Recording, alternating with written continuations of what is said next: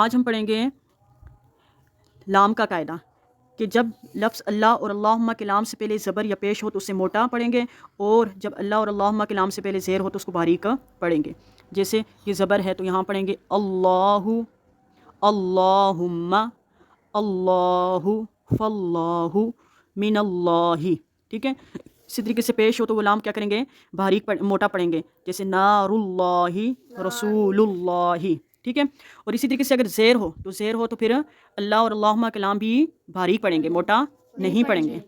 جیسے بسم اللہ، بسم اللہ، باریک پڑھیں نا، بسم اللہ، بسم اللہ، قل اللہم، قل اللہم، قل اللہم، قل اللہم، باللہ، باللہ، باللہ، باللہ، ٹھیک ہے۔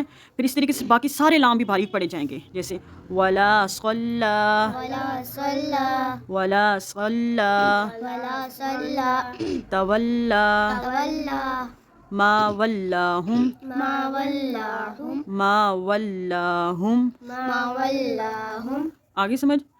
خلاصہ کیا ہے کہ اللہ اور اللہم کلام پر پڑھا جاتا ہے جب اس سے پہلے زبر یا پیش ہو، اور اس کے علاوہ اللہ اور اللہم کلام باریک پڑھا جاتا ہے جب اس سے پہلے زیر ہو، اور پھر باقی تمام کے تمام لام ہمیشہ کیا پڑھے جائیں گے؟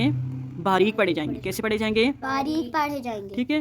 آج کی ویڈیو میں اتنا ہی کافی، ملتے ہیں انشاءاللہ اگلی ویڈیو میں۔